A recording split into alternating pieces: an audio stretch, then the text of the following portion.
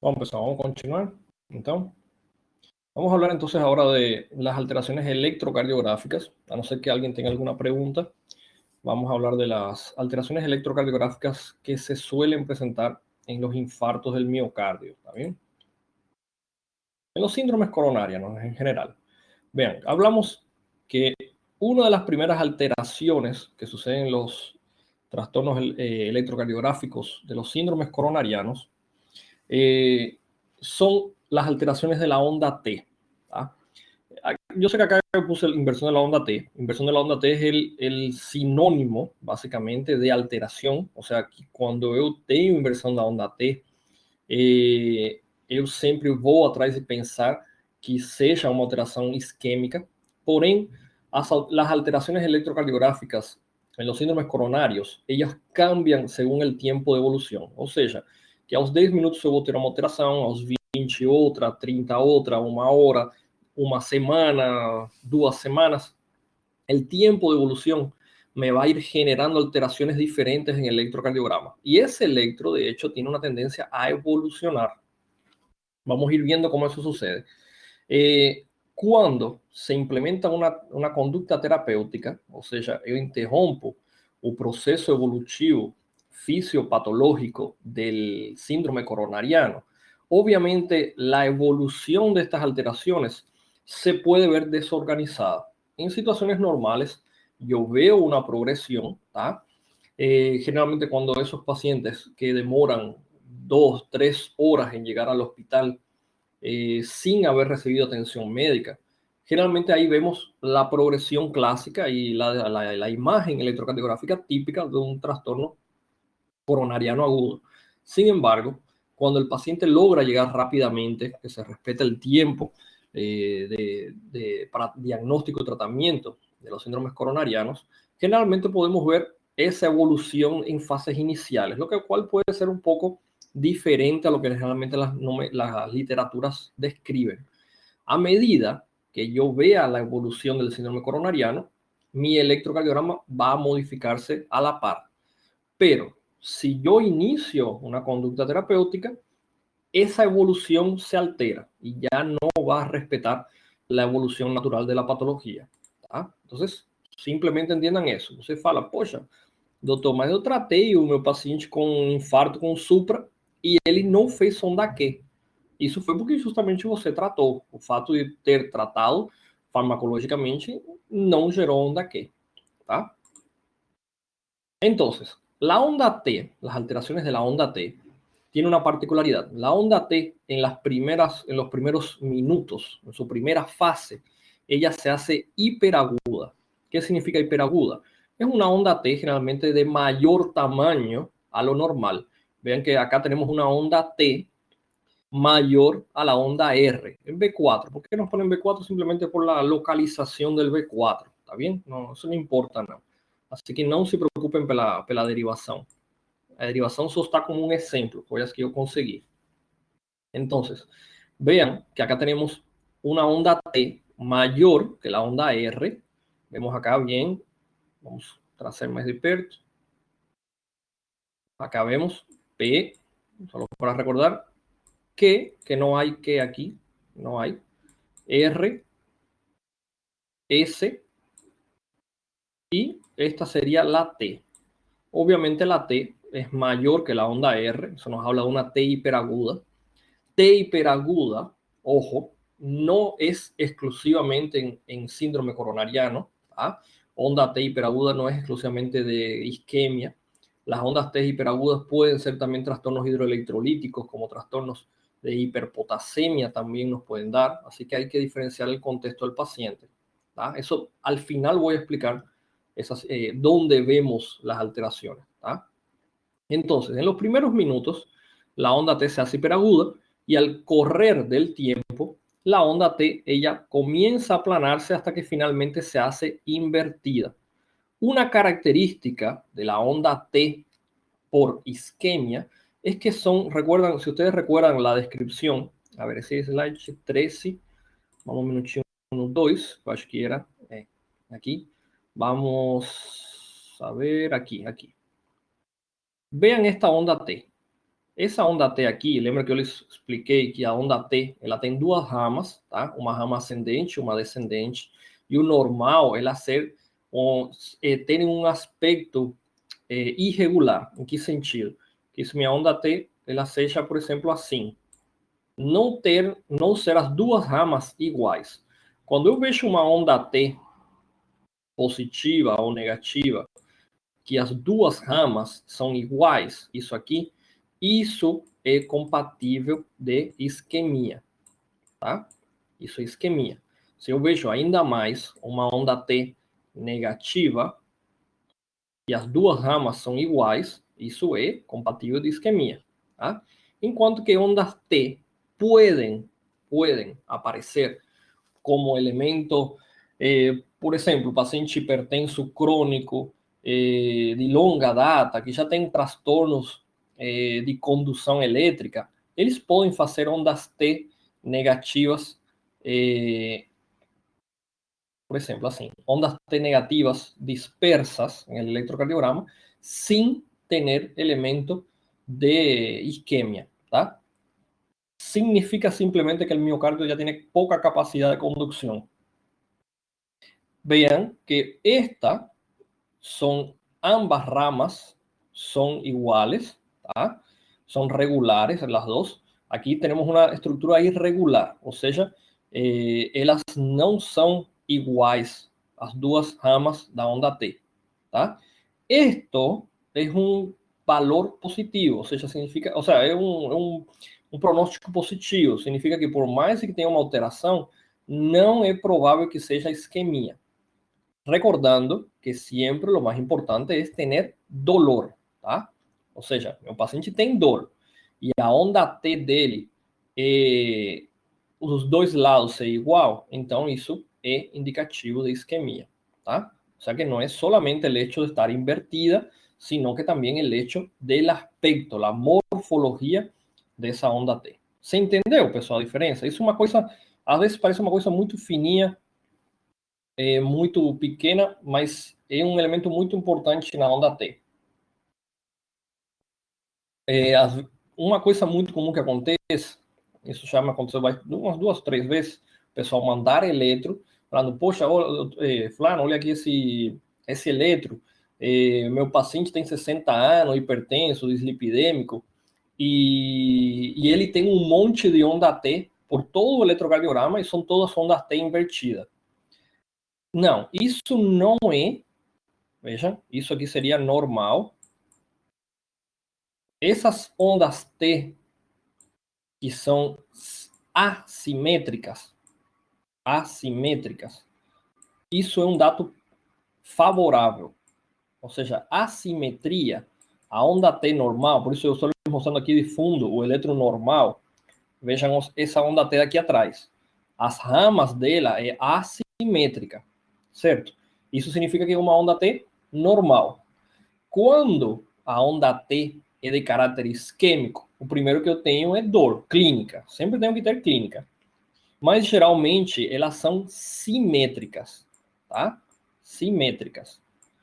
Contrário ao que a gente acreditaria por raciocínio lógico, simetria na onda T é um indicativo de isquemia, tá? Ou seja, se eu tenho uma onda T hiperaguda, que é o primeiro que ela faz, ou invertida, tá? E ela é simétrica, isso é indicativo de transtorno isquêmico, tá? Ah, é infarto? Não, calma, transtorno isquêmico, assim, nome e sobrenome, tá? Transtorno isquêmico. Recuerden que los síndromes coronarianos agudos incluyen infartos y también incluyen la angina inestable, ¿tá? Así que yo no puedo decir simplemente infarto, tengo que llamarlo un trastorno de repolarización, es un trastorno isquémico. Obviamente, si es isquemia, el paciente va a tener dolor, va a tener ondas T negativas simétricas, tá? Isso aqui, uma coisa que muitas vezes é confundido. Você pega um paciente de idade avançada, tem uns 60 anos, ele é hipertenso há muito tempo, e você vê que quase praticamente todo o eletrocardiograma, a gente tem ondas T negativas e elas são assimétricas. Aí o pessoal fala, poxa, está infartando. Não, tá? Isso se chama transtorno da repolarização difusa, tá? Estou dando só um exemplo, pessoal. Isso não vão agora ler transtorno da repolarização difusa. Isso não precisa ler isso, não. Tá? De fato, eu acho que o PORT nem traz isso. Isso simplesmente é quando o miocárdio já está muito lesionado por miocardiopatia de longa data, ele tem menor capacidade de transmissão elétrica. Então, a onda de repolarização ela se altera. Outra coisa, e uma coisa que isso quero que vocês botem na sua cabeça, e é uma coisa bem simples. Pessoal, se você infarta o coração inteiro, morre. Acabou. Não tem infarto do coração inteiro. Para você fazer infarto do coração inteiro, você tem que obstruir as duas coronárias principais, coronária direita e esquerda. Não vou falar impossível, porque não existe impossível na medicina, né? Mas a possibilidade é absolutamente rara. Então, se você tem um paciente na sua frente que tem transtorno da repolarização em todo o eletrocardiograma, a possibilidade disso ser um infarto é praticamente inexistente. Então, você tem que procurar outra patologia. Ah, mas tem dor no peito. Pode ser pericardite, pode ser miopericardites. E eletricamente é parecido ao infarto. Tá? Então, o infarto, os síndromes coronarianos, lembrem que eles são alterações da estrutura coronária. Lembrem dessa imagem que eu lhes mostrei. Vamos lá para frente. Me faça lembrar, é slide 12 que a gente estava. Vamos nessa imagem. Vejam nessa imagem aqui. Vejam que aqui o que temos alterado é a descendente anterior, né? A DA. Esse é meu sítio isquêmico, tá?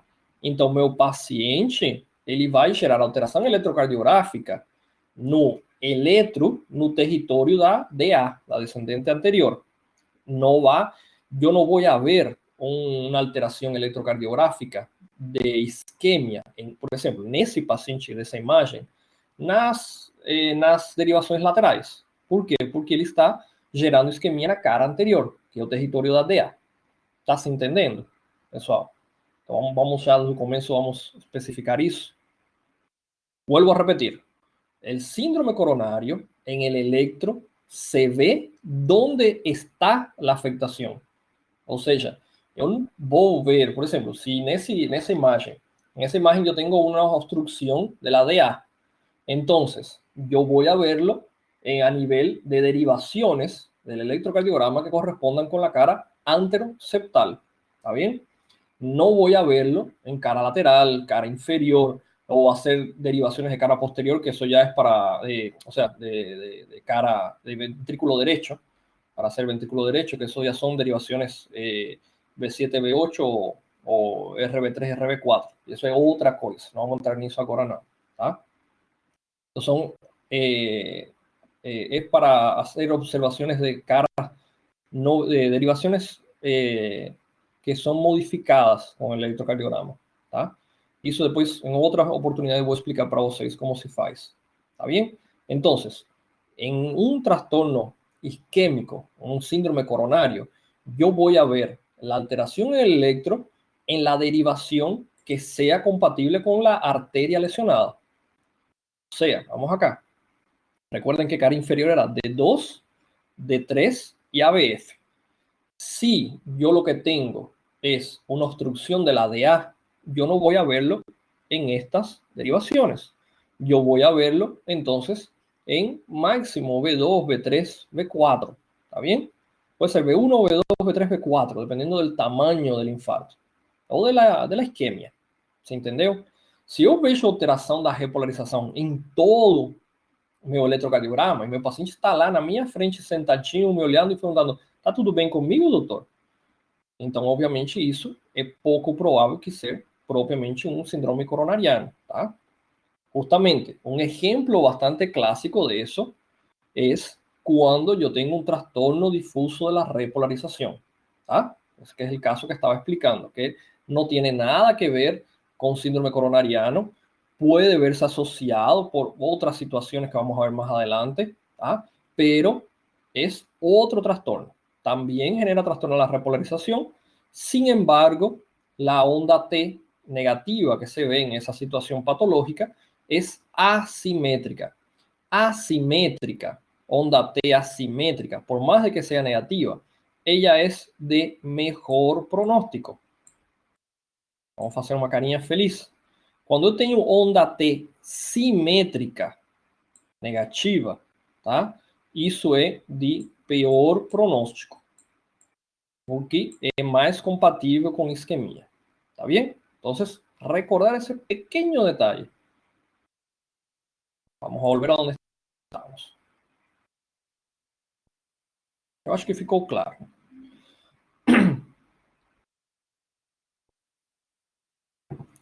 Vean que justamente nuestro ejemplo nos muestra, en primer lugar, onda T hiperaguda. Ou seja, se você pegar esse paciente nos primeiros 10, 20 minutos, você pode ver a onda T assim, tá?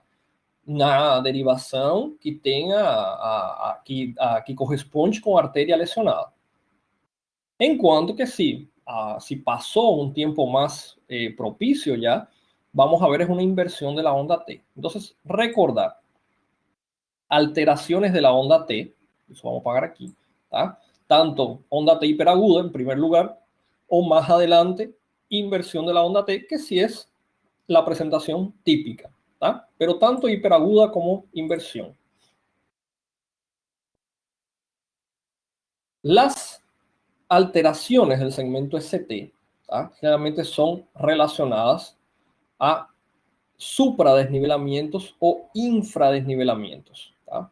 Recuerden que cuando hablamos de repolarización, ¿tá? Repolarización, estamos hablando propiamente de segmento ST, ¿tá? Inicio de la repolarización, y onda T, que es completamente la repolarización ventricular, ¿tá? Siempre, síndrome coronariano, falei no começo, volto a repetir, síndrome coronariano dá trastorno da repolarização, tá? Síndrome coronário agudo es trastorno de la repolarización.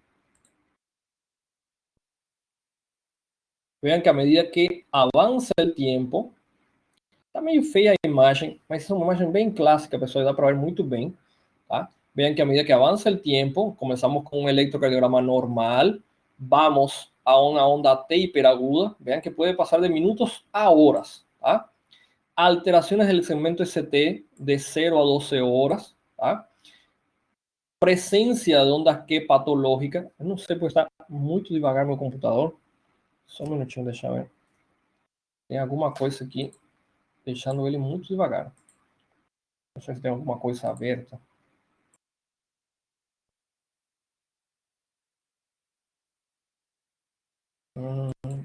Deixa eu aqui, bueno. A ver, vamos a ver, no sé si logran identificar. Aquí dá para identificar cada onda y cada complexo, né? Você consegue identificar aqui as ondas dos complexos, né? P, Q, bem que aqui é pequenininha. R, S e finalmente a T, certo? Bem aqui, mesmo traçado. P, Q, R, tá? Vean que la S no aparece, ¿tá? Eso puede ser simplemente por la derivación. Y tenemos una onda T grande, hiperaguda. Como eu sei que isso é a onda T? Porque ela está diretamente depois do QRS, tá? Vean que umas horas depois, já começa a aparecer las alteraciones del segmento ST, ¿tá? P, Q, R. Y lo que vemos acá, esto es el segmento ST y esto es el vértice de la onda T, ¿tá? ¿Qué sucede aquí? Después vamos a ver, después les voy a explicar fisiopatológicamente, pero básicamente es como si a gente pegasse, essa partezinha daqui, pegássemos, lembre que aqui é o ponto J, aqui é o ponto J, aqui temos o ST, como se a gente pegasse essa parte daqui, a gente puxasse para cima, tá? Quando a gente puxa, obviamente a gente perde o ponto J, perdemos a rama ascendente da onda T e se queda esse aspecto sobrelevado. ¿Tá? Obviamente, ese aspecto puede variar un poco. Después les voy a mostrar variables, ¿tá? Pero siempre se ve de esa manera. Posteriormente podemos tener la aparición de la onda Q patológica. Vean cómo apaga la onda R. ¿Tá? Esta es nuestra onda P, que comparen o tamanho, tá? Onda Q. Onda R, ST, y aquí la punta de la onda T. ¿Tá? Vean, aquí tenemos otro caso. Recuerden que las líneas isoeléctricas demarcan lo que sería la línea base del electrocardiograma. Así que mi línea base estaría un poquito más acima, ¿no? Más, ya estaría más o menos por aquí. Vean, esto es un ST ligeramente elevado, muy poco, 1 milímetro más o menos. Y acá tenemos una onda T negativa. Y esto que ven acá es una onda Q necrótica o onda Q patológica. ¿Qué significa esa onda Q? Esa onda Q me significa de que el paciente simplemente generó la necrosis. ¿Tá? Vuelvo a repetir, esa onda Q patológica, se llama assim, onda Q patológica, onda Q necrótica, ela somente aparece quando é infarto com supra do ST. O único que gera essa onda Q é o infarto com supra. Essa onda Q, uma vez que apareceu, ela fica para o resto da vida.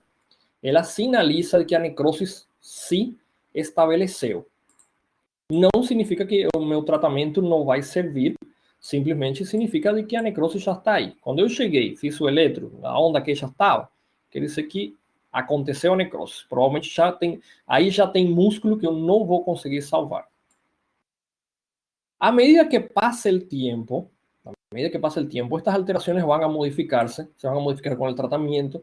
Las alteraciones del ST generalmente ellas demoran tiempo en recuperarse.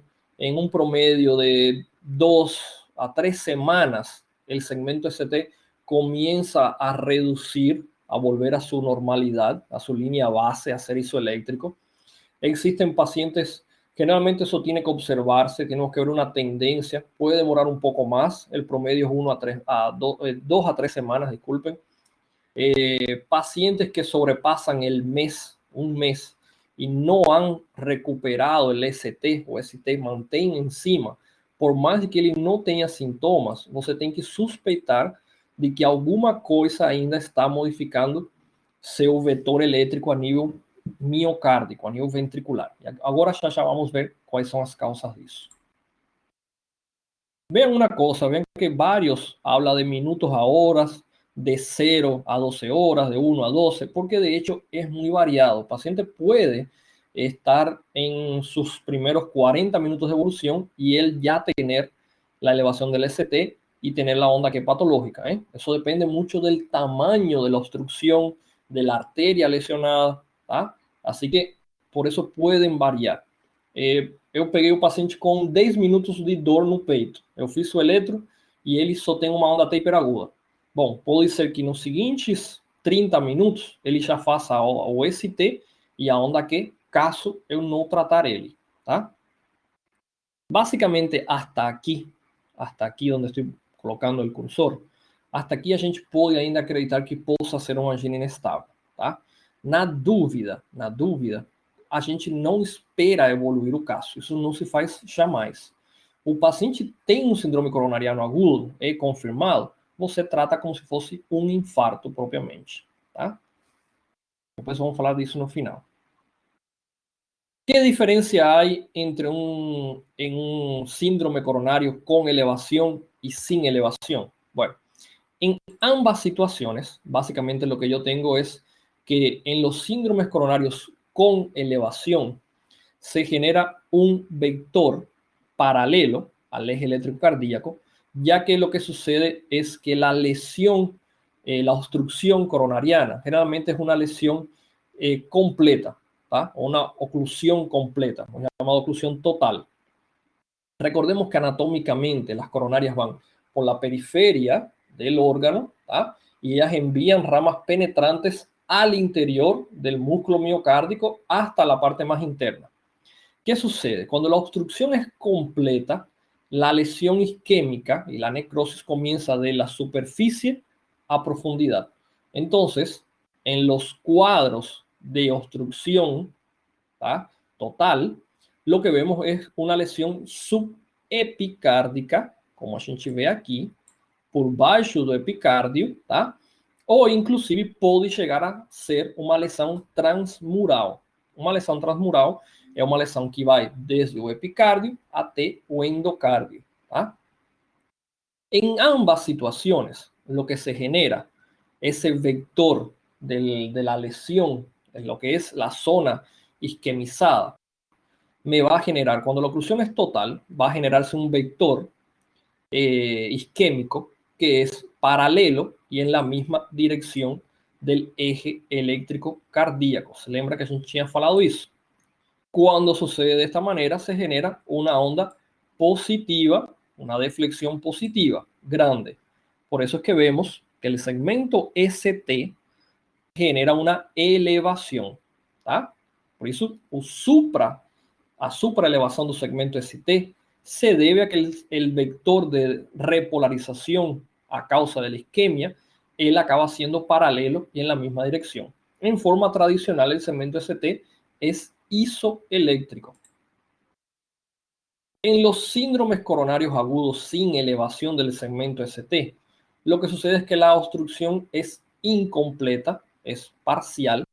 Generalmente lo que va a afectar es la parte más profunda, ¿tá?, que es la región subendocárdica. Por ser la región subendocárdica, el vector es contrario y paralelo al eje eléctrico. Generalmente, las lesiones subendocárdicas me generan dos tipos de alteraciones electrocardiográficas a nivel del ST. Generan un ST normal o un infradesnivelamiento del ST. Como vemos acá, el famoso infarto con infra, ¿tá? Ambas situaciones son infartos de la misma manera, ¿tá?, solamente que el infarto con infradesnivelamiento o el infarto sin supra, que es la misma cosa, simplemente ellos tienen una menor morbimortalidad, mas igual eles têm mortalidade associada, ¿tá? Los pacientes con infarto con supra, generalmente la lesión es de mayor tamaño, ya que la obstrucción es total, fecha completamente a arteria, en cuanto que las lesiones subendocárdicas pueden generarme o anginas inestables o infartos sin supra, y es una obstrucción parcial, fecha só uma partezinha da artéria, ainda tem um mínimo de perfusão, tá? Você entendeu essa parte, pessoal? Déjenme ver se tenho uma imagem melhor. Isso é tema de exame, então. Já tem uma imagem aqui. Sim, tem uma imagem melhor. Acá vemos específicamente el infarto sin supra. Ese es el nombre tradicional. ¿Por qué infarto sin supra?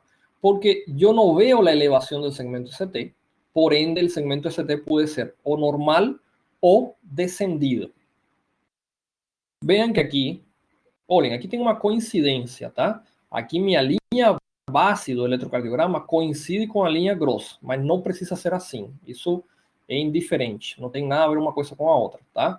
O papel, o equipamento pode ter começado a desenhar aqui, pode ter começado a desenhar aqui, aqui, não importa isso, tá? Não tem por que coincidir uma com a outra.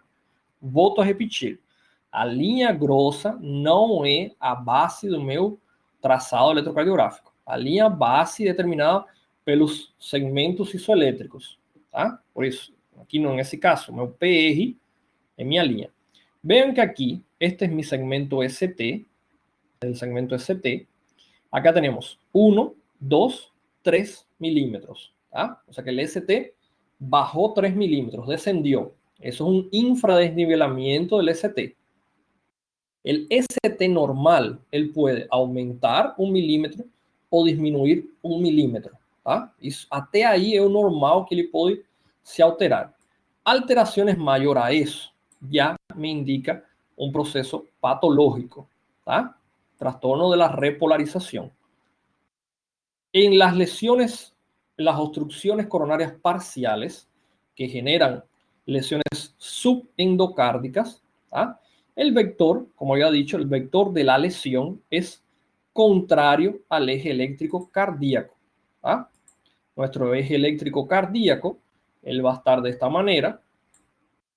¿Ah? Y vean que aquí es contrario. Eso hace de que el segmento ST haga una deflexión negativa. ¿Ah?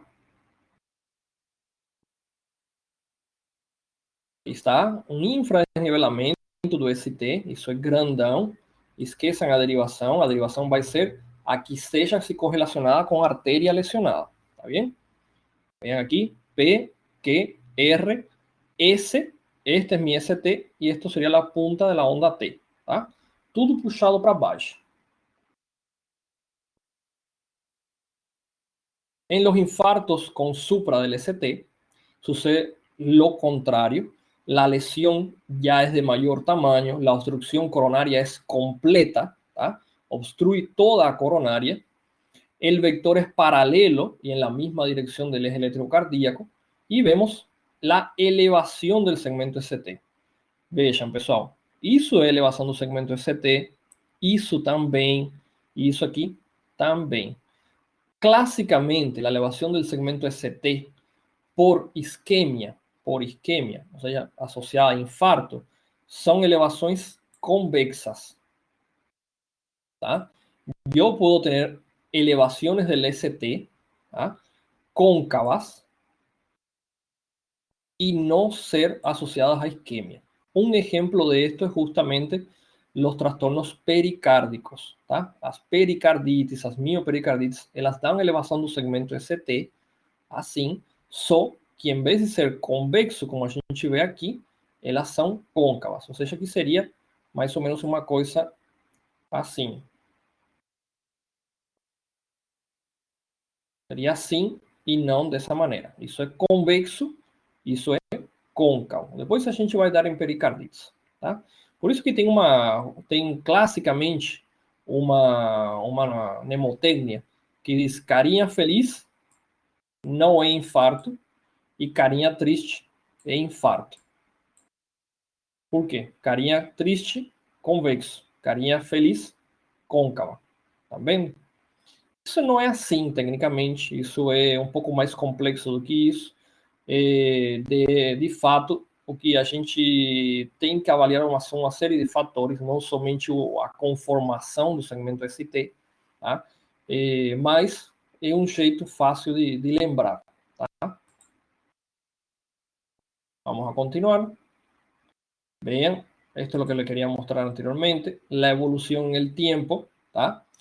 Esto está mostrándome la región ventricular, ventrículo izquierdo, y el blanco es la zona lesionada. ¿Tá? Vean que comienza la oclusión y en los primeros 20 minutos tenemos aturdimiento. Este es el famoso falla de la función de bomba del primer minuto. ¿Tá? Tenemos el proceso de preacondicionamiento. Eso es un intento de mantener función sin perder propiamente, sin lesionar el miocardio aún. No hay necrosis. ¿tá? A los 20 minutos, lo que les había dicho, de 10 a 15 minutos ya inicia la necrosis. Vean que hasta aquí la lesión es reversible. ¿tá? ¿Qué significa? Que generalmente los procesos anginosos, las anginas, ellas se mantienen hasta este punto. ¿tá? Aquí ya comenzó el dolor. Aquí ya hay isquemia, ya hay dolor. A los 60 minutos, vean que la necrosis se extendió al miocardio medio y al subepicardio. Ya se estableció la necrosis. 3 horas después, la necrosis puede continuar evolucionando y ir lesionando el tejido perinfarto. Ese es un problema que tienen los infartos del miocardio. Recuerden que anatomopatológicamente, o de hecho van a dar en anatopato, se você tem uma região do coração que infartou, a região que está ao redor, depois dessa região necrosar, la región que tenemos alrededor, a causa del estrés oxidativo, de la lesión por la presencia de radicales libres, por la inflamación y la proliferación de polimorfonucleares en el sitio lesionado, la región alrededor del infarto comienza a lesionarse también. Por eso podemos ver que a lo largo del tiempo el paciente todavía puede sufrir más lesión. O sea, ele pode perder mais músculo cardíaco. Por isso que não importa quanto tempo tenha passado, sempre a gente pode fazer alguma forma de tratamento para prever essa lesão, tá? Assim que, ojo com isso.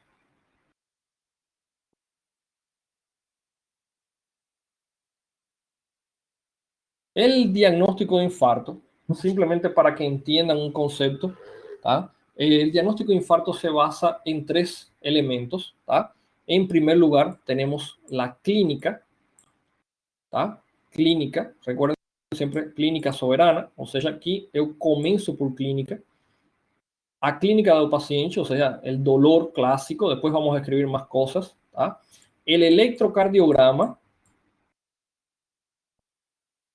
un minutinho, pessoal, vai desligar o computador. Nossa, tem um furacão lá fora. Electrocardiograma y finalmente los biomarcadores séricos, ¿tá? Era para ser uma B. Los biomarcadores, las famosas enzimas cardíacas. Eu não gosto de falar enzima cardíaca porque o nome real é biomarcador, né? Mas, bom, para hacer el diagnóstico de infarto, tenemos tres criterios, ¿tá? ¿Cuántos mínimo yo necesito para hacer diagnóstico? Bueno, diagnóstico se hace con dos de estos criterios, cualquiera de los tres. O sea, mi paciente llegó con dolor precordial, yo solicito el electrocardiograma, tiene la alteración electrocardiográfica, entonces yo ya tengo dos criterios, ya tengo mi diagnóstico de infarto, ¿tá? Porque las enzimas van a demorar en venir el resultado del laboratorio. Mi paciente es un paciente diabético, cosa que muchas veces sucede, tiene poca sintomatología, pero el electro es positivo y las enzimas son positivas, entonces tengo dos criterios. Mi paciente tiene síntomas, ¿ah? El electro es normal, pero los marcadores son positivos, entonces igualmente tengo diagnóstico de infarto. ¿Está bien? El diagnóstico se hace por esos tres pilares, necesitando solamente dos, mínimo dos. Meu paciente não tem nem sintomas, nem enzima, e o eletro tem transtorno da repolarização. Então, tenho que procurar outro tipo de transtorno da repolarização que possa ser compatível com esse tipo de eletrocardiograma. ¿Ah? El paciente tiene síntomas, pero el electro es normal y las enzimas son normales. Entonces hay que buscar otra causa de dolor precordial que no sea propiamente infarto. Tá? Você entendeu isso, pessoal?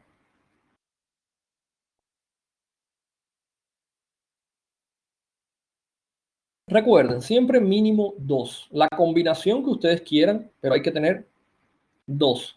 Doutor, mas eu estou num posto de saúde que não tem marcador sérico, não tem laboratório. Então, pelo menos um eletro. Eu não tenho nem eletro nem enzima. Então, você não deve iniciar tratamento num paciente que não tem o diagnóstico. Se você não fecha o diagnóstico, por desgraça, melhor encaminhar a um lugar que sim tenha. Generalmente ambulâncias vão ter por lo menos um monitor. Eu não tenho eletro, mas tenho um monitor no seu hospital, no seu consultório, na sua clínica, na ambulância. O monitor vai te mostrar pelo menos rapidinho aí alguma alteração eletrocardiográfica compatível, tá? Sempre tem uma opção. Se não há, encaminar. En las dudas, al final voy a explicar, pero en las dudas, tu paciente tiene todos los factores de riesgo, tiene la clínica, e a gente sabe, não sempre tem um eletro, não sempre tem os biomarcadores. Então, você faz o tratamento inicial e encaminha para onde tiver, tá? Já vai estar salvando a vida dele. Mas isso se você tem uma certeza disso. Mas vocês vão pensar, poxa, mas não tem eletro no hospital? Pessoal, não sempre tem eletro, né? Estádio tem, mas eletro não sempre tem. Isso a gente viu agora com o Covid. Não tem álcool em gel, vai ter eletro. Y eso es Brasil, Paraguay, es en todos los lugares de América Latina, es así, gente. Acá vemos de vuelta, les vuelvo a mostrar las alteraciones electrocardiográficas. Les repito, esas alteraciones de la onda Q, generalmente una onda Q mayor a 2 milímetros es considerada una onda Q patológica. ¿Está bien? Una onda Q mayor a 2 milímetros ya se considera patológica. Estas alteraciones que estamos viendo en el electrocardiograma estas alteraciones que hemos descrito.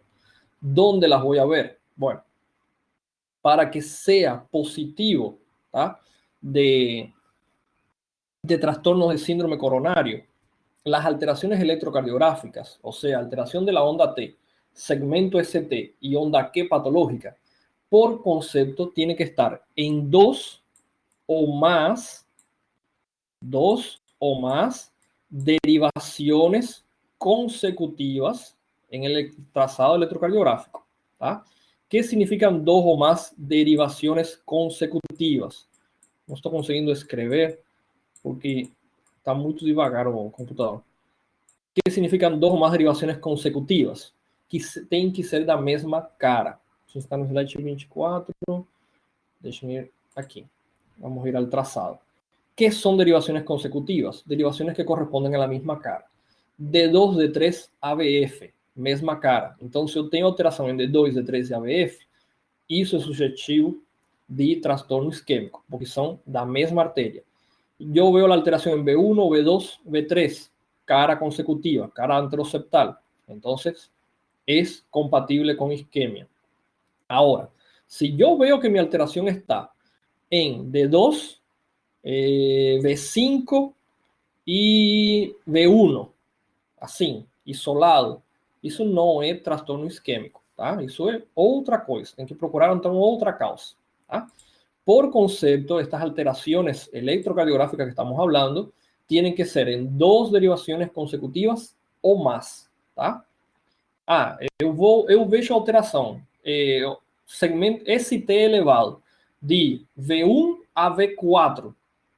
Poxa, é tudo a cara anteroseptal extensa. Então, é infarto. Certeza que é infarto. Vean que las elevaciones del segmento ST pueden tener diferentes apariencias, ¿tá? Pero todas ellas tienen una predisposición a ser convexas. ¿Está bien? Recordemos lo que dije. Esto se ve durante unas 2 o 3 semanas después del infarto, continúa apareciendo. ¿Está bien? Ellas van a desaparecer generalmente en torno a ese tiempo. Vamos a comenzar a ver cómo ellas disminuyen. Si no disminuye, hay que recordar que los infartos con supra pueden generar lesiones transmurales. Uma lesão transmural é uma lesão miocárdica que atinge toda a parede ventricular, do epicárdio ao endocárdio. En estas situaciones puede suceder que se genere un aneurisma ventricular, ¿tá? Que es una complicación muy grave de los infartos transmurales. Cada vez que el ventrículo genere un aumento del inotropismo, la presión dentro de la cámara ventricular aumenta y esa pared más fina puede romperse, ¿tá? Una de las causas de que el ST no vuelva a la normalidad después de pasado el tiempo es que justamente mi paciente genere un aneurisma de pared. ¿Está bien? Por eso el vector eléctrico se mantiene en esa dirección. Ele não volta à normalidade. En ese tipo de situaciones, la mejor forma, você tem um paciente, ele infartou, ele chega com vocês para controle, você faz um eletro, e um mês depois ele continua com ST alto. Ele não tem dor precordial, ele está tomando sua medicação, as enzimas são normais, então a conduta seria fazer uma ecocardiografia e ver se tem ou não um aneurisma. Muito provavelmente vai ter, tá?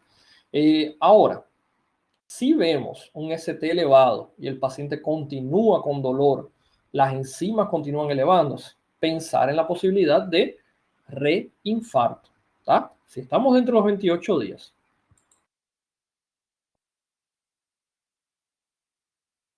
Vean, esa clásica situación que se da de que el paciente llega al consultorio y el médico le dice, seu fulano, mas você tem um infarto, o senhor tem um infarto há anos atrás, ou um tempo atrás, né? Aí o paciente fica assim e fala, poxa, o doutor ele é sensitivo. Não, simplesmente isso que vemos aqui, déjenme ver uma imagem que se dê para ver bem. La presencia de las ondas Q patológicas, a ver, ABF, aquí. Vean que en D2 no se ve tan marcado. D3, sí. Vean, esa es la onda Q. Tenemos P, Q. Vean, tenemos 5 y casi que completa el otro, así que debe tener unos 8 milímetros, ¿tá? Onda P, Q, R, ¿tá? Y vean que la onda T de hecho continúa negativa, ¿tá? Y en ABF, cara, vean, de 2 de 3 ABF, son caras consecutivas, de todo cara inferior. P, Q, R, la S no se ve, y tenemos la T aquí, ¿tá? O sea que onda Q patológica en 2 caras consecutivas. Então você pergunta, seu fulano, você alguma vez se infartou? Ah, sim, doutor, infartei. Vem aqui de novo. V2, V3, tá? Não, desculpem, reais, tá olhando errado. Desculpem. Tá? Só na cara inferior. D2, D3 e AVF, tá? Esse é o paciente que chega, você fala, poxa, seu fulano, você infartou. Aí ele fala, ah, sim, doutor, aqui. Como o senhor sabe? É isso aí. Não é que o médico tenha nenhum tipo de clarividência, é simplesmente que ele vê a lesão necrótica. Esto va a acompañar al paciente para toda su vida. ¿Está bien? No significa nada, significa solamente que ahí hay un sitio de necrosis que para el resto de la vida del paciente va a generar una alteración del vector de la onda Q. La misma cosa.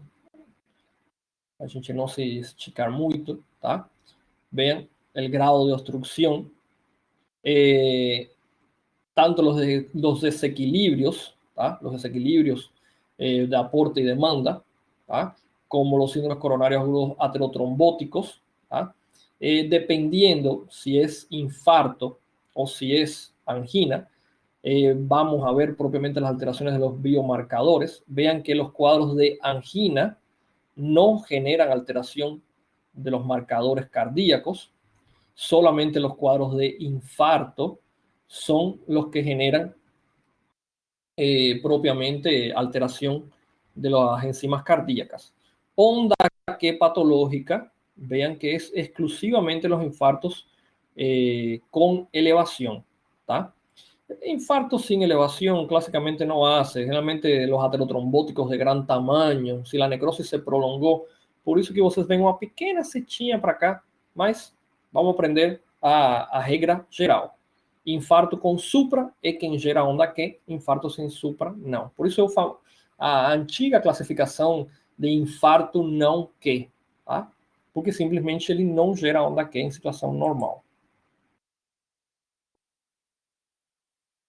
Lo mismo que estábamos viendo, vean que el territorio vascular va a depender de dónde yo voy a ver en el electrocardiograma las alteraciones de repolarización. ¿tá? No va a ser en todo el trazado, va a ser simplemente en el sitio de mayor lesión, en el sitio de lesión. Yo puedo tener imágenes en espejo, que es una representación de una imagen inversa. Por ejemplo, paciente generando infarto cara anterolateral y yo ver un reflejo en la cara inferior. Tá? Isso se vê por um paciente com infarto com supra em cara anterolateral, pode ser de V1 até V6, tá? Ou septal lateral, de V4 a V5, V6, V3 a V6, y puedo ver un reflejo de infra a nivel de cara inferior. ¿tá?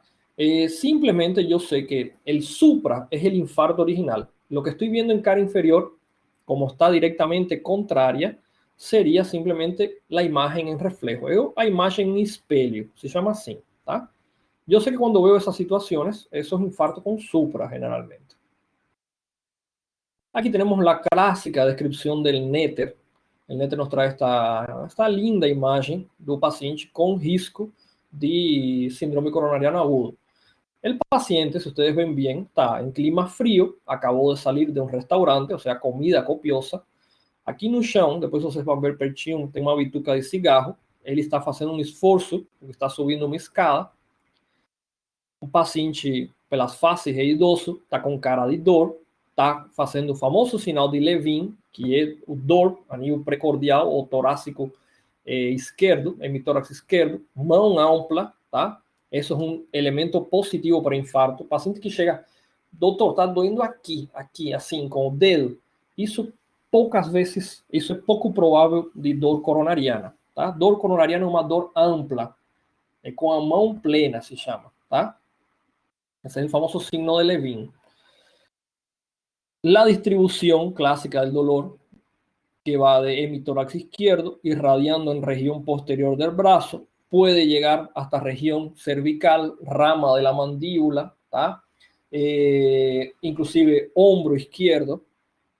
Esa es la clásica distribución. Esa distribución se da específicamente por los troncos de inervación, los ramos de inervación cardíaco. Ellos comparten inervación con los mismos troncos que originan inervación sensitiva para lo que serían los dermatomas de esta región. ¿Tá? Como comparten los mismos troncos nerviosos, entonces la inervación básicamente es compartida, así que la irradiación se da a ese nivel. ¿Tá? Esta es la clássica. Os americanos eles usam eles chamam elementos triggers, elementos gatilhantes, esforço físico, alimentação intensa ou um elemento de ansiedade, um elemento emocional. Eles escrevem que esses três elementos são os que geralmente desencadeiam os quadros coronarianos. Por exemplo, paciente haciendo un esfuerzo físico en casa o paciente que recibe una noticia que genera una emoción en el paciente, o paciente que estaba comiendo mucho y genera el quadro coronariano. Tá? Não dá para ver bem, pessoal, mas depois vocês vão dar uma olhadinha no PDF. Esta es una lista de causas de dolor precordial. Hay que recordar que no todo dolor torácico es infarto, pero vean que lo primero que tenemos en la lista son causas cardíacas. ¿Por qué?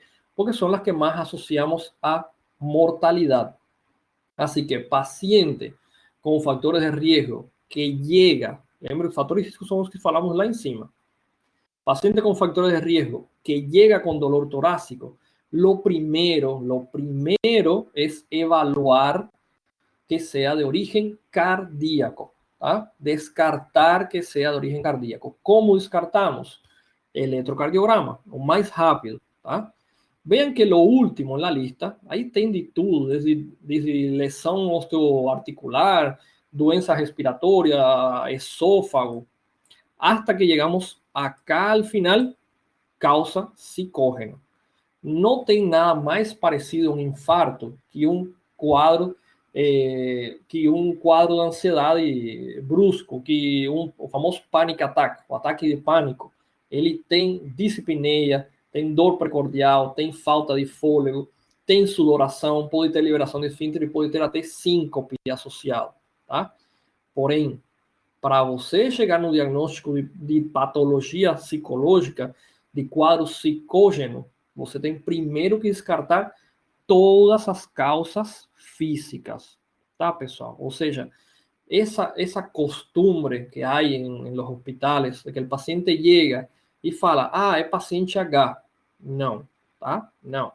Esse paciente H seria H por histérico. Não existe isso, pessoal. Paciente que chega falando dor precordial, você avalia se tem patologia física e se não tiver, a ótima opção, só quando você descartou toda essa lista, então você passa o paciente como possível quadro psiquiátrico, tá? Mas jamais do contrário, tá? Cuidado, ¿eh? Esto sucede mucho con pacientes sexo femenino. ¿Ah? Paciente llega al pronto atendimento, ela chega em crise hipertensiva, dor precordial, aí pergunta, o que aconteceu, dona fulana? Ah, eu briguei com minha filha. Aí diretamente botam a paciente aqui embaixo. Ah, tá, ela brigou, está simplesmente dando piti. Não, não é isso não. E tem que avaliar, tá? Mulher, geralmente, paciente sexo feminino, geralmente faz quadro clínico atípico, tá? As dores podem estar enmascaradas, pode ser pouco referida à dor e às vezes é passado por alto, hein? Geralmente a gente vê uma mortalidade bastante importante no sexo feminino a causa disso. Por isso que há tanta palestra sobre síndrome coronariano em la mujer especificamente, tá? Sempre há um problema com o diagnóstico aí. Paciente chegou, ela falou que brigou com a filha. Bom, é o que os americanos falam, os triggers, os elementos gatilhantes. Lembrem, alimentação, esforço físico ou emoções emoções abruptas, tá? Assim que isso pode ser uma causa. Generalmente seguimos este algoritmo para el dolor precordial entre causas cardíacas y no cardíacas, comenzando primero a descartar las cardíacas, tá? Aí a gente viu que não é de origem cardíaca, então passamos às não cardíacas, tá? Estas son las causas más comunes, entre las cardíacas las isquémicas y las no cardíacas gastrointestinales, reflujo gastroesofágico, úlcera péptica, causas no gastroesofágicas, ¿tá? Vean que lo último que está, desórdenes como ataque de pánico, ¿está bien? Así que solamente ojo con eso, no querer hacer a la inversa. ¿Cómo sabemos? ¿Cómo tenemos una certeza absoluta de que el dolor es propiamente de origen cardíaco, origen coronariano? La irradiación que ya hablamos, dolor centrotorácico que irradia brazo izquierdo, hombro, región submandibular y puede llegar a irradiar incluso a dorso. ¿tá? En algunos casos podemos tener presentación de dolor a nivel epigástrico. ¿tá? Los infartos de cara inferior tienen tendencia a dar dolor epigástrico con síntomas gastrointestinales. Ou seja, o paciente ter enjoo, vômito, sudoração, pode ter liberação de esfínteres em alguns casos, é mais raro, mas pode ter. Tá? Infartos de cara inferior generalmente são infartos de gran tamaño y ellos generan síntomas gastrointestinales. Así que ojo con eso. Sempre a perguntinha do revalida isso. Tem uma pergunta que eu não mostrei ainda para vocês, vou mostrar mais para frente, que justamente faz correlação de infarto com pancreatite, pela semelhança na sintomatologia. Vean que las características del dolor, cuando el dolor torácico, el dolor precordial, lo dividimos en típico y atípico. El típico es el que mayor probabilidad tiene de ser de origen coronariano, ser origen isquémico. El dolor típico del infarto es un dolor compresivo, ¿tá? Que aperta. Generalmente el paciente describe como que siente un elefante sentado sobre el pecho. La localización que ya describimos y los elementos desencadenantes. ¿tá? Vean, ejercicio, excitación emocional, estrés, frío ¿tá? y alimentación copiosa. Esos son elementos gatillantes. Ellos desencadenan el cuadro. Vamos aquí. Vean que a la sumatoria de estos elementos tenemos mayor o menor probabilidad, de hecho, de ser un síndrome coronario agudo. ¿tá? Cualquiera de las siguientes características, historia, paciente tem histórico de dolor precordial, de cuadro anginoso. En el examen físico, el paciente se ve sudoroso, hay edema pulmonar, estertores crepitantes, hipotenso. ¿tá? El electrocardiograma, vean, alteraciones del ST mayor a 0,5, inclusive ya se puede considerar cuando hay clínica. ¿tá? Onda T invertida mayor de 2 milímetros y alteraciones en las enzimas cardíacas, eso es básicamente certeza absoluta de que es infarto del miocardio. ¿tá?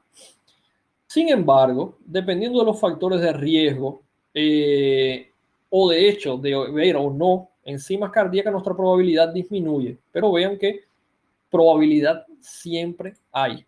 ¿tá? Não esqueçam isso aqui, pessoal. Esses são os elementos que a gente vai ver. Isso aqui é a mesma coisa que a outra tabela, tá? É a mesma coisa, só aqui que les muestro por color para que entiendan el riesgo, pero es lo mismo que vemos acá, tá? Vean que aquí de marca, yo les había dicho 1 milímetro, acá se marca 0,5 por el hecho de que mi paciente tiene síntomas y tiene historia previa, tá? Por eso, clínica, electro y marcadores. Vean que aquí, marcadores alterados. Disculpen. Ya vamos a terminar.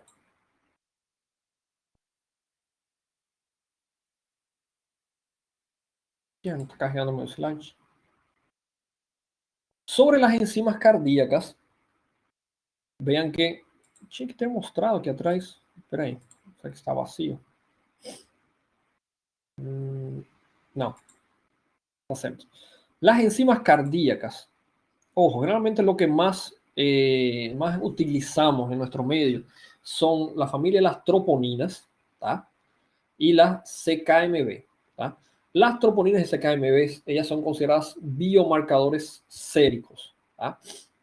Ellas se liberan frente a lesión miocárdica. Por eso, son marcadores séricos. Ellos indican lesión miocárdica, no significan infarto, ¿tá? O sea que yo puedo tener situaciones en que las alteraciones de la enzima no estén relacionadas a enzima cardíaca, disculpen, a infarto. Por ejemplo, paciente con miopericarditis, no pericarditis, miopericarditis, que es otra patología, paciente que sufrió, tuvo una cirugía cardíaca, ellos van a presentar marcadores enzimáticos elevados, fuera del contexto de infarto. Algunas situaciones de estrés más importante, como deshidratación, sepsis, pancreatitis, infartos en otros órganos, o inclusive estrés muscular, ellos de hecho pueden generar alteraciones enzimáticas. De todas, la más específica del músculo cardíaco es la troponina I, ¿tá? Seguido por la troponina T y por último la CKMB. Lo ideal es pedir las tres. ¿Por qué? Porque cada una tiene diferentes momentos de elevación, ¿tá? Como ustedes ven, y cada una de ellas tem fases, tempos distintos de manutenção. La más rápida de todas es la mioglobina, solo que la mioglobina ella también se presenta mucho cuando hay lesión musculoesquelética. Entonces no es un marcador fidedigno de lesión cardíaca, ¿tá? Las troponinas, las CKMB, ellas generalmente demoran un tiempo promedio de 3 horas para comenzar a elevarse. Pero si la lesión miocárdica es importante, es grande, podemos verla incluso en menor tiempo. A gente já vê nos primeiros momentos, já vê a elevação. O que sucede? Mi paciente llega a la consulta, hace una hora que él infartó, yo pido igual las enzimas para ya tener un valor de referencia. Si 3 horas después el valor triplicó, duplicó, significa de que efectivamente hay un infarto en curso, ¿tá? Lo mismo que les expliqué ahora mismo, ¿tá? Vean que las troponinas es el mejor marcador de necrosis miocárdica. Sin embargo, tenemos otras causas también de alteración. Hoy tenemos las troponinas ultrasensibles, pero no siempre hay disponibilidad laboratorial, ¿tá? Entonces, geralmente a gente fica restrito a troponina y CKMB. Sin embargo, sepan, en Brasil sí varios hospitales tienen troponina ultrasensible, realmente de mayor complejidad son los que tienen. Ellas sí aparecen más rápido, tá? Vean, isso é propriamente, eu tirei, pessoal, isso aqui do próprio, da referência das diretrizes da Sociedade Brasileira de Cardiologia, e olha o que eles falam, que temos causas não cardíacas para alteração dos biomarcadores séricos, tá? Assim que se eu vejo um paciente com dor abdominal em epigástrio e ele tem CKMB, ou seja, vemos alteração das enzimas cardíacas, pode ser por causa extracardíaca, tá? Doença renal crônica, sepsis, infartos en otras regiones del organismo, como infartos del mesenterio, algunas lesiones como deshidratación severa, quemaduras graves pueden también generar alteraciones enzimáticas. La diferencia es que realmente las enzimas cardíacas, los biomarcadores séricos, disculpen, cuando son elevados por causa de infarto, ellas generalmente se elevan, generan una meseta y demoran tiempo en disminuir, ¿tá? Aquí vemos la referencia, pero ojo, ella puede variar un poco dependiendo del laboratorio, ¿tá? Pero generalmente la diferencia que más utilizamos es esta que ven acá, ¿está bien? Troponina I, T y CKMB es lo que más utilizamos. Entonces, clínica, electro y las enzimas. ¿Tá? Para tratar el paciente tenemos diferentes técnicas. Esto no es tema de examen, simplemente para que sepan de qué existe. Lo que más disponibilidad hay en los hospitales, tanto Paraguay, Brasil, es por medio de fibrinolítico, ¿tá? Es la trombolisis, básicamente. Lo que más se utiliza en Brasil es el Tecneplase. Aquí se usa también generalmente para la utilización de él. Vean, en Brasil puede ser feito, inclusive, na no próprio atendimento do SAMU já pode ser iniciado, feito o diagnóstico. Lo que él hace es simplemente destruir ese trombo que está generando la obstrucción. Pero vean que existen contraindicações, muitas contraindicações para o uso. Então, o primeiro é você ver se seu paciente tem essas contraindicações antes de fazer. Porque, de hecho, si lo haces y el paciente tenía contraindicaciones, existe el riesgo de sangrado y la mortalidad es bastante alta. Para usar los trombolíticos no es necesario técnicamente una terapia, no es necesario una OTI, pero cuando la complicación sucede, la OTI es indispensable. Esto que estamos viendo acá ya es por vía de cateterismo, ¿tá? Es la vía percutánea, ¿tá? Acá vemos un paciente con infarto con supra. Este es el territorio vascular. Como ven acá, la arteria no se ve el resto de la arteria. Por eso el concepto, cuando existe elevación del segmento ST, la idea es abrir la arteria. Vean que ella está completamente cerrada. Lo que están viendo acá más oscuro es el territorio vascular con la inyección del contraste. ¿Tá? Acá, que es un paciente con sin elevación, si ustedes ven aquí, se ve que parece que está faltando un pedacinho, mas aquí continúa o percorrido da arteria. Eso significa que es una obstrucción parcial. Ella permite que pase el contraste.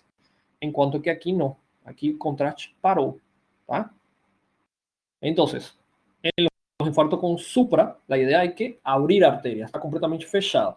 En los infartos sem supra, você tem que manter a arteria aberta. Provavelmente ela simplesmente a inflamação a nível ao redor da placa é o que gerou que o vaso colapsasse.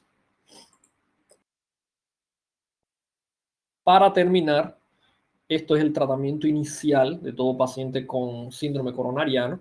Pessoal, isso de tratamento que eu falei do trombolítico, do cateterismo, da parte farmacológica, isso não é da nossa matéria, é somente para que vocês saibam que existe.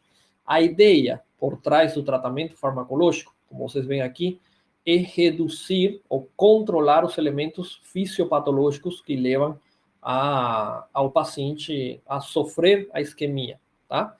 Entonces, justamente la idea es fármacos que disminuyan el inotropismo, como el caso de los betabloqueadores, los inhibidores del canal de calcio, fármacos que disminuyan el efecto de coagulación o el efecto trombótico, por eso usamos antiplaquetarios y anticoagulantes, ¿tá? Hipolipemiantes, porque mi paciente está sufriendo por dislipidemia. Yo no lo voy a tratar, pero puedo lograr generar que la placa ateromatosa ella se vuelva estable, o sea que los hipolipemiantes mejoran la evolución del paciente, las estatinas y demás. Nitratos y opioides tienen dos funciones. El opioide disminuye el dolor y por eso disminuye la función, el inotropismo cardíaco. O sea que un corazón que funciona menos es un corazón que gasta menos. Así que por más de que él reciba poco oxígeno, va a disminuir la evolución de la necrosis. Los nitratos tienen dos funciones. Son vasodilatadores, aumentan el flujo sanguíneo y disminuyen el dolor. Y el oxígeno sí es que es necesario. La idea es dar oxígeno ya que el paciente está generando isquemia, así que teóricamente más oxigenación generaría un mejor intercambio gaseoso y una mayor oxigenación de un tejido que tiene bajo flujo sanguíneo. Sin embargo, esto es solamente indicado a paciente que tiene baja saturación. Paciente que está oxigenando a ventilação aérea, oxígeno ambiental, o está saturando normal, no tiene necesidad de nenhuma. tá? Inclusive, tem contraindicação para isso, tá? Así que oxigênio, quem precisa. La misma cosa que la hidratación, hay que tener cuidado. Pacientes que hacen infarto ventricular derecho son pacientes que a hidratação, a botar soro no paciente, pode ser mortal para ele, tá? Dentro de los propios beta bloqueadores, mais para frente, vocês vão estudar que existem beta bloqueadores cardioselectivos, não cardioselectivos, que são específicos do receptor beta 1, beta 2, alfa, e tem que tomar cuidado porque alguns podem gerar vasoconstrição coronariana, ou seja, piorar o quadro, tá? E por último, y probablemente uno de los más importantes, el antihipertensivo, ¿ah? Van a disminuir los efectos del sistema renina-angiotensina, ¿ah? Y van a regular la presión arterial. O sea, aquí vai ser muito favorável para a sobrevida do meu paciente. Paciente que chega e você já tem critério clínico de síndrome coronariano agudo, tem confirmação eletrocardiográfica, já fazem isso aqui, tá? Na prática, você começa com isso. Isso é o mínimo necessário que tem que ter em um hospital. Com isso, vocês já salvam a vida. Sepan de que la conducta, obviamente, lo ideal, el tratamiento, lo que se llama gold estándar para el tratamiento de síndrome coronariano agudo, específicamente los infartos, es el cateterismo, ¿sí? La colocación de stent en caso sea necesario. Esa vía percutánea primaria, la terapia percutánea primaria, ella tiene, lo ideal es que el paciente la realice en un plazo de 1 hora, puede extenderse un poco más dependiendo de la necesidad. Si el tiempo va a ser mayor, lo ideal es hacer primero el trombolítico para ganar tiempo y al final el paciente se haga el cateterismo, ¿tá? Por desgracia, no siempre en nuestro medio tenemos. Acá en Ciudad del Este existen varios centros de cateterismo, sin embargo, se carece de hemodinamista, que es la persona, el médico que hace el cateterismo. É um cardiologista que volta a fazer uma subespecialização para fazer exclusivamente cateterismo, tá? Então, por desgraça, isso a gente não tem no nosso meio e com o negócio da pandemia está parado. De fato, tem estudos mostrando de que o tempo para cateterismo aumentou muito e tem países que a quantidade de pacientes com infarto, a mortalidade aumentou, já que a demora na janela de tratamento. O ideal, o paciente sofrer sintomas a llegar al hospital y hacer el tratamiento es dentro de 1 hora de tiempo. ¿Está bien? Si ustedes reciben un paciente y el paciente no tiene, ustedes no tienen donde hacer cateterismo, entonces trombolítico y enviar a donde sí haya. Aquí en Paraguay es muy caro el trombolítico, ojo, muy caro. Bueno, ¿alguna pregunta? ¿Alguna duda?